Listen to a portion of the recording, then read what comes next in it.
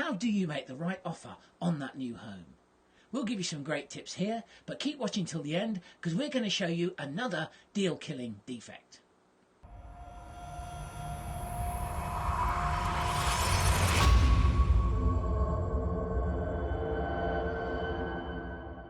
Hi, my name's Mike Carpenter and I'm a chartered surveyor. I've been helping home buyers like you for the last 30 years. In that time, I've inspected over 20,000 properties. So as you can imagine, I've seen most of the defects and problems you're going to face when buying that new home. In this section, we're going to deal on how to make an offer. So don't forget to subscribe to this channel, but also download the valuable free information below which will help you when making that vital offer. So let's get cracking. Making an offer is not just about paying what you can afford, but more a strategic look at the various aspects of both the vendor, the property and the current market condition. Let's firstly give you some examples reference the vendor. The vendor may have already found somewhere to move to, in which case they will be more motivated to accept an offer. How do you find this out? Well, you ask the right questions at the time of viewing, and that's all included in our earlier video on how to inspect a property. Secondly, a vendor may be waiting to sell their property before they actually look for something new. In these cases, they may be less willing to accept a lower offer. Let's have a look at the property itself. How long has that property been on the market? That, again, you can tell by careful questioning of the vendor when you see them. Don't necessarily rely on the likes of Rightmove and Zoopla because they will only give you the time the actual property has been on the market with that particular agent. So again, these factors are very important. So if they have been on the market a long time, and then look at condition. Is the property in need of some work? Very often properties like that are more susceptible to accepting a lower offer. So consider that too. Finally, we need to look at the state of the current property market. Now, by general questions of the estate agent, you will soon gauge what the property market is like in your particular area. Now, if it's particularly quick, then accepting an offer may not be the right thing for a vendor to do. However, if the market is slow in your price bracket, then again, they may be more acceptable to an offer. So again, talk to the estate agent about how the market is and how quickly properties are generally selling.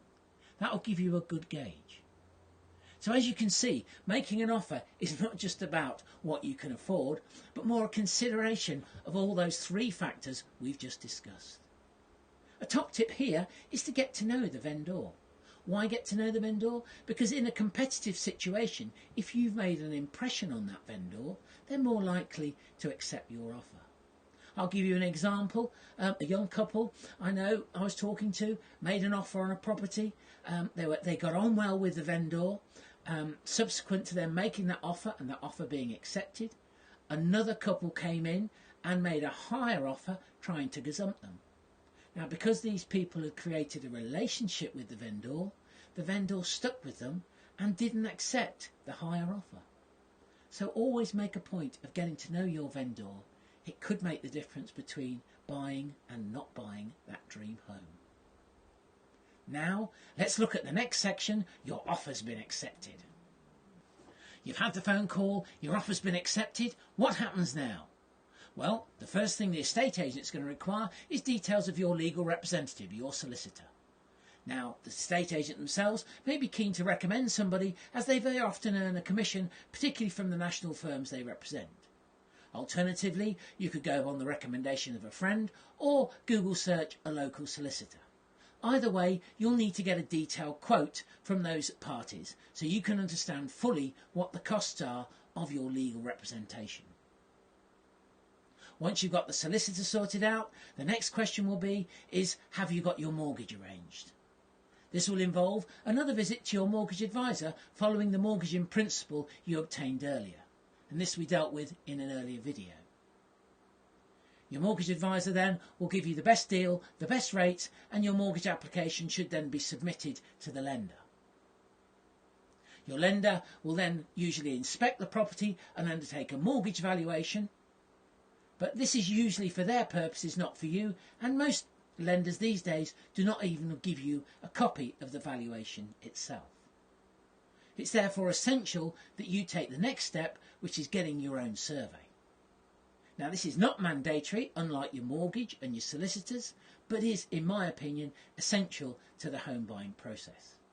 And this will look in a lot more detail in the next video.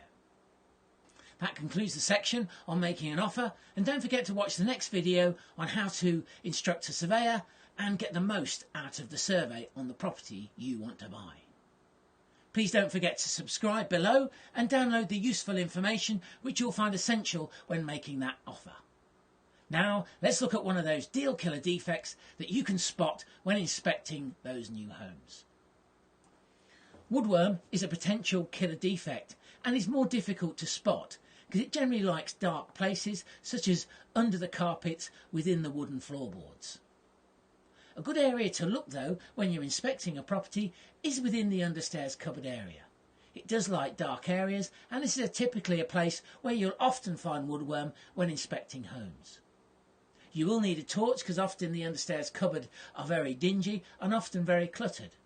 But a torch you should be able to spot if woodworm is present.